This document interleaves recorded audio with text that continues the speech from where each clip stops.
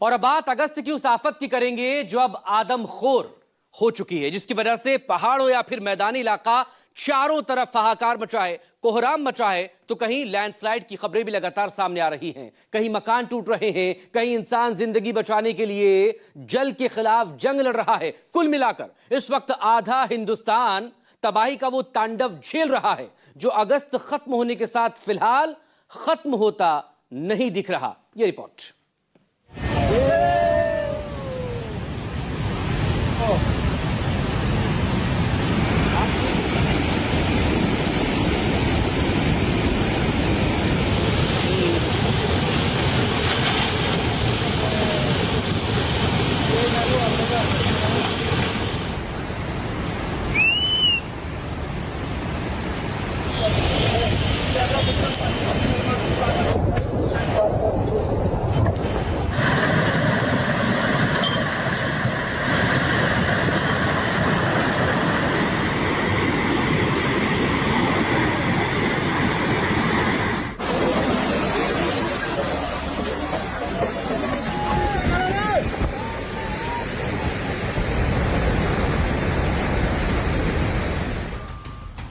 तबाही ने पकड़ी ऐसी रफ्तार, कुदरत का जोरदार प्रहार।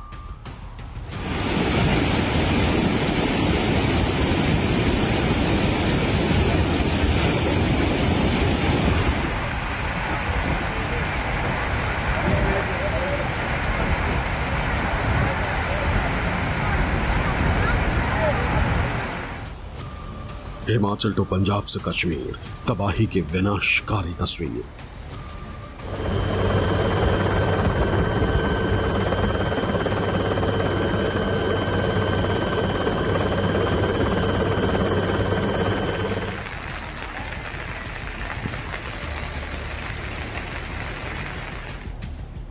पहाड़ों पर तूफान, नदियों में उफान, इंसान कभी नहीं हुआ इतना परेशान।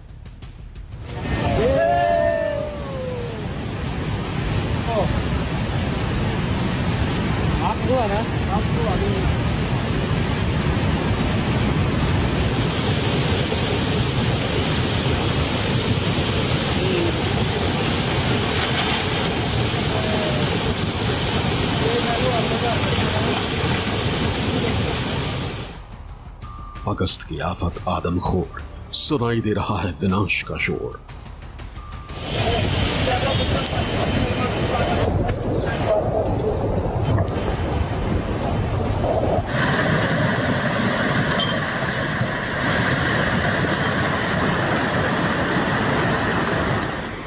एक तरफ अगस्त खत्म होने को है और दूसरी तरफ तबाही का तांडव है कि थमने या रुकने का नाम नहीं ले रहा।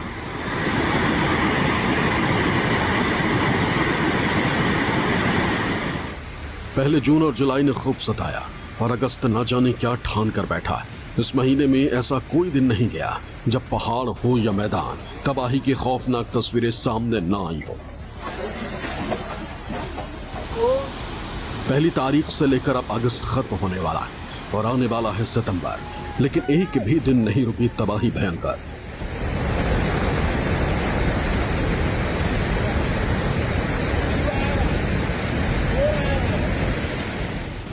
जम्मू कश्मीर, पटना, गुवाहाटी, कुल्लू और बस्तर में बाढ़।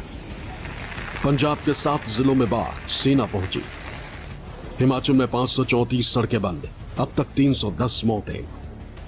दिल्ली में यमुना खतरे के निशान से ऊपर बह रही। पहाड़ों से लेकर मैदानी इलाकों तक जल जीवन नहीं, जल दैत्य बना हुआ है। मानो गांव के गांव, शहर के शहर, सब कुछ डूबा हुआ है, सब कुछ जलमग्न है। कुदरत की आसमानी आफत जगह जगह इस तरह बरस रही है मानो ये बारिश नहीं, इंसानों पर जल अटैक हुआ है। मानो कुदरत कुछ ऐसा ठान कर बैठी है कि ये अगस्त सिर्फ तबाही ही लाई है और सितम इस कदर ढाया हुआ है कि आधे हिंदुस्तान में मानो इस वक्त सिर्फ और सिर्फ तबाही और बर्बादी के सिवाय कुछ नजर नहीं आ रहा।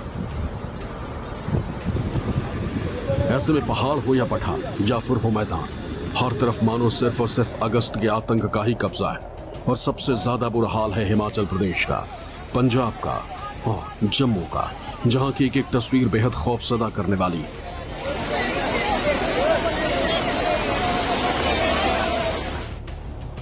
अगस्त इतना आदमखोर हो चुका है कि न जाने कितने लोगों को निगल चुका है और कितनों को निगलना चाहता है। पंजाब में बारिश के कारण 7 जिले और 150 से ज्यादा गांव बाढ़ की चपेट में। रावी, ब्यास और सतलुज नदी का जलस्तर बढ़ा हुआ। जम्मू कश्मीर में बारिश से जुड़ी दुर्घटनाओं में 41 लोगों की मौत हो गई। जम्मू में झेलम और दिल्ली में यमुना खतरे के निशान से ऊपर बह रही। हिमाचल प्रदेश में लगातार बारिश के कारण जनजीवन बेहाल है। बारिश से चंडीगढ़ मनाली हाईवे पर लैंडस्लाइड हुई। राज्य के 3 जिलों में 2000 से ज्यादा टूरिस्ट फंसे। याद है हिंदुस्तान की तस्वीरें जो डरा रही हैं। अगस्त खत्म होने वाला है, लेकिन मॉनसून खत्म नहीं हुआ है।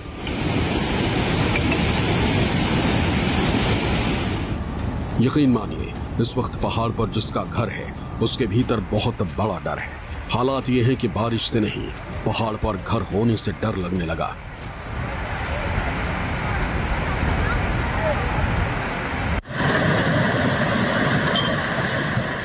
पहाड़ों पर इन दिनों इस तरह की तस्वीरें बहुत आम हो चुकी। पहाड़ के पहाड़ कुछ इसी तरह टूटकर बिखर रहे, जिसके बाद रह जाता है सिर्फ तबाही का शोर। ये तस्वीरें उत्तराखंड के चमोली जिले से आई, जहां भारत चीन सीमा को जोड़ने वाला मलारी नेशनल हाईवे पर यह भूस्खलन हुआ।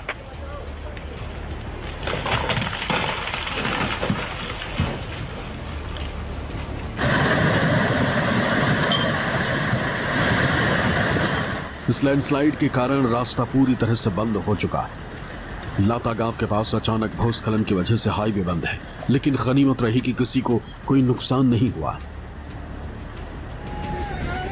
चमोली ही नहीं बल्कि उत्तराखंड के उत्तरकाशी से भी इसी तरह की तस्वीरें सामने आ रही।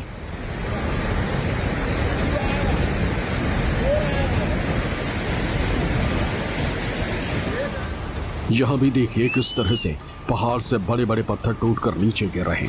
पत्थरों के साथ साथ पेड़ पौधे भी नीचे आ रहे, जिसकी वजह से उत्तरकाशी में प्रशासन को सड़कें खोलने में भारी चुनौतियों का सामना करना पड़ रहा है। गंगोत्री नेशनल हाईवे पर डबरानी के पास भूस्खलन की वजह से यह सड़क फिर से पूरी तरह से बंद हो गई। और ऐसा सिर्फ एक बार नहीं बल्कि बार बार हो रहा। पहाड़ के हिस्से किसी मिट्टी के ढेर की तरह टूट कर बिखर रहे।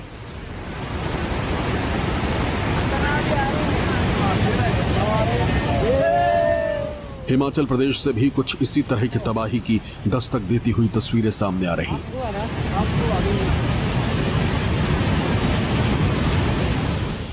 लगातार हो रही भारी बारिश के कारण चंबा में रावी उफान पर है। ऐसे में भरमौर के होली क्षेत्र के गांव सलून में रावी के किनारे लोगों के घर ताश के पत्तों की तरह उफनती रावी नदी में समा गए। तबाही का ये खौफनाक मंजर कैमरे में कैद हो गया। इन तस्वीरों में साफ देखा जा सकता है कि कैसे नीचे से मिट्टी खिसक रही और देखते ही देखते घर रावी नदी में समा गए। गनीमत रही कि समय रहते लोगों ने घर खाली कर दिए थे। ऐसे में किसी जान का नुकसान नहीं हुआ, लेकिन 9 घरों का नदी में लीन हो जाने का मंजर हैरान कर देने वाला है।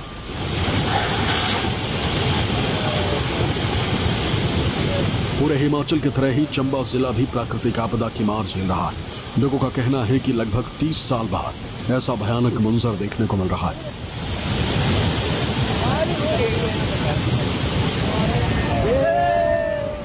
क्योंकि भारी बारिश ने हिमाचल के चंबा जिले में खूब कहर बरपाया है।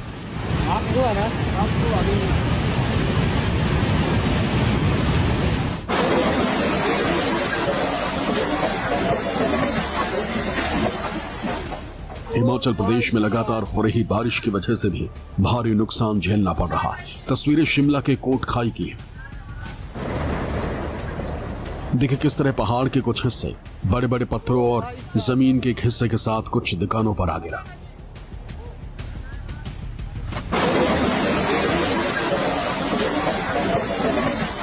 भूस्खलन से बशीर मशीनरी दुकान और एक राशन की दुकान को काफी नुकसान पहुंचा। यहां खड़े 2 वाहनों को भी नुकसान पहुंचा। यह हादसा शाम के समय हुआ, इसलिए किसी को कोई चोट नहीं पहुंची।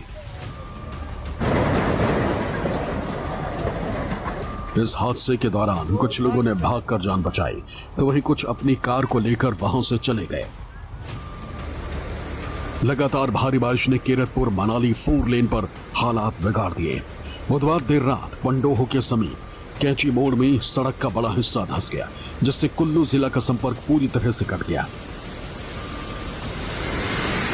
इससे पहले यहां एक लेन पहले ही धंस चुकी और अब दूसरी लेन भी धंस जाने से यातायात पूरी तरह ठप हो गया। राज्य के 3 जिलों में 2000 से ज्यादा टूरिस्ट फंसे हुए।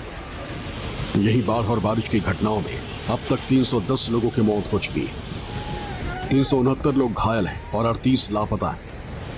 1240 से ज्यादा घरों को नुकसान पहुंचा। इनमें 331 घर पूरी तरह से जमींदोज हो चुके हैं। अब हिमाचल प्रदेश के बिलासपुर से आई डराने वाले मंजर को देख लीजिए, जहां लगातार हो रही भारी बारिश की वजह से एक मकान किसी तिनके की तरह तबाह हो गया। महज 4 सेकंड में पूरा मकान खाई में जा गिरा और चारों तरफ मिट्टी का गुबार दिखाई देने लगा। इस मंजर को वहां मौजूद एक शख्स ने अपने मोबाइल में कैद कर लिया। पहाड़ों पर हो रही आफत का असर निचले इलाकों में भी नजर आने लगा है। पंजाब में बाढ़ से हाहाकार मचा हुआ है। राज्य के 8 जिले भीषण बाढ़ की चपेट में आ गए। रावी दरिया में उफान के कारण पठानकोट के माधोपुर हेडवर्क्स के 4 गेट टूट गए, जिसकी वजह से कई गांवों में पानी पहुंच गया और लोगों को जलमग्न कर दिया। लगातार हुई बारिश और रावी दरिया का जलस्तर बढ़ने से अमृतसर के 40 से ज्यादा गांवों में पानी भर गया।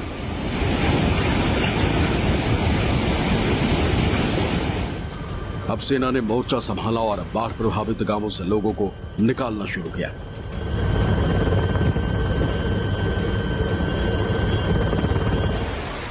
राजस्थान के जोधपुर में बरसात का दौर लगातार जारी, जमकर बारिश हो रही, इससे सड़कों पर पानी ही पानी भर गया। कई जगहों पर वाहन पानी में तैरते हुए नजर आए। बारिश के कारण दफ्तरों से घर लौटने वाले लोगों को खासी परेशानी हुई। कई दोपहिया चालक अपने वाहनों को पानी में धक्का मारते दिखे।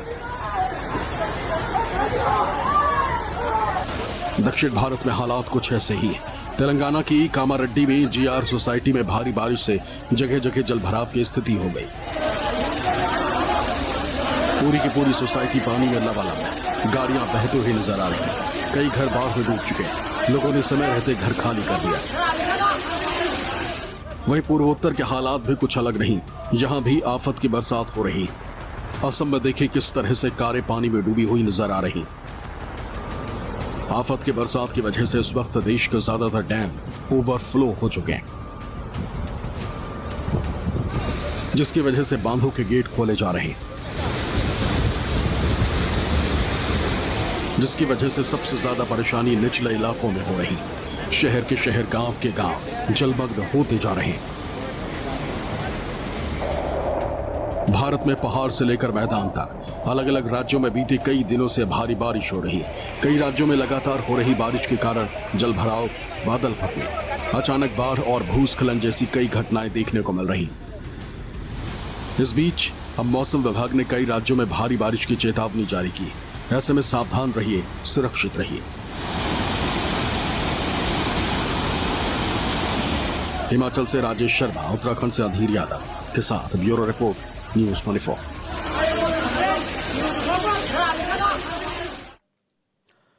तो उत्तर से लेकर दक्षिण तक आसमान से आफत बरस रही है। पहाड़ों के तो हाल बेहाल है ही, मैदानी इलाकों में भी जम्मू कश्मीर से लेकर पंजाब तक कई इलाके दरिया बन चुके, घर डूबे हैं, गांव के गांव जलमग्न हो चुके हैं। ऐसे में भारतीय सेना देवदूत बनकर एक एक जिंदगी को बचाने की जद्दोजहद में जुटी हुई है।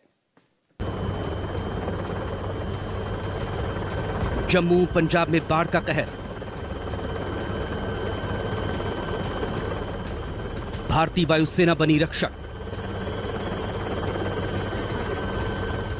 सेना ने संभाला मोर्चा, रेस्क्यू में जुटे 6 हेलीकॉप्टर। हेलीकॉप्टर से जारी रेस्क्यू ऑपरेशन। जम्मू कश्मीर और हिमाचल प्रदेश में भारी बारिश और डैम से लगातार छोड़े जा रहे पानी के कारण पंजाब और हिमाचल में तबाही मची हुई है। अब जम्मू और कश्मीर के साथ ही पंजाब के उत्तरी हिस्से में बाढ़ की वजह से हालात खराब हैं। बाढ़ जैसे हालात हैं और बड़ी संख्या में लोग फंसे हुए हैं। जम्मू कश्मीर में लैंडस्लाइड की वजह से सड़कें भी कई जगहों पर क्षतिग्रस्त हो गई, जिसकी वजह से रेस्क्यू में जुटी सेना को परेशानियों का सामना करना पड़ रहा था। अब भारतीय वायुसेना ने भी मोर्चा संभाल लिया है। वायुसेना ने रेस्क्यू के लिए अपने हेलीकॉप्टर फ्लीट को एक्टिव कर दिया। वायुसेना ने 5 Mi-17 के साथ ही एक चिनूक हेलीकॉप्टर को रेस्क्यू में लगाया। सिर्फ हेलीकॉप्टर ही नहीं, पंजाब के अमृतसर में जब बाढ़ का पानी गांवों और गलियों में भर गया तो लोग अपने ही घरों में कैद होकर रह गए। नाव भी हर जगह नहीं पहुंच पा रही थी और साधारण गाड़ियां पानी में डूब रही थी। ऐसे में भारतीय सेना लेकर आई अपनी सबसे ताकतवर मशीन एटॉर N1200।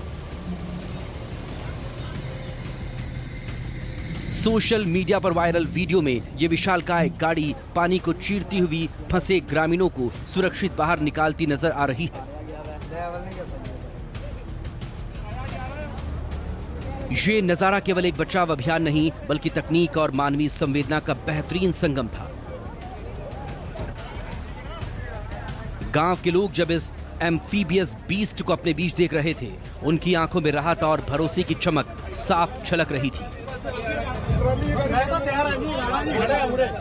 इन्होंने एक व्हीकल SMB ही इंस्टॉल कर दिया है कि किसी भी तरह से यदि कोई फंसा हुआ हो मरीज, उसको किस तरह से रेस्क्यू किया जाना है। और आप यहाँ पे देख सकते हैं कि अंदर स्ट्रेचर पड़ा हुआ है, पूरे के पूरे जो इक्विपमेंट है वो पड़े हुए हैं कि पानी में यदि कुछ किसी गांव में जहाँ फिर अंदर जाकर कोई बीमार व्यक्ति है, एक है या 2 है 3 है, उनको किस तरह से इस व्हीकल के माध्यम से रेस्क्यू किया जाएगा। ये भी स्वदेशी मॉडल ही कहा जा सकता है कि यहाँ पर भी इसकी जो पूरी तैयारी है वो कर दी गई है और जल्दी ही इसको ग्राउंड जीरो के ऊपर उतार दिया जाएगा कि किसी भी व्यक्ति को यदि ज़रूरत पड़ती है, वो फंसा हुआ है, चाहे वो आग में फंसा हुआ है या फिर पानी में फंसा हुआ है या बर्फ में फंसा हुआ है, तो तुरंत इस व्हीकल को भेज के उस व्यक्ति को निकाला जा सकता है। एटॉर N1200 भारतीय सेना का नया ऑल टेरेन एम्फीबियस वाहन है, जिसे खासकर कठिन परिस्थितियों में काम करने के लिए बनाया गया है। चाहे घने जंगल हो, दलदल, रेगिस्तान, ऊंचे पहाड़ या फिर बर्फ से ढके मैदान हो, ये गाड़ी हर जगह बेधड़क चल सकती है। सबसे खास बात ये पानी में भी तैर सकती है और बिना रुके एक इलाके से दूसरे इलाके में पहुंच सकती है।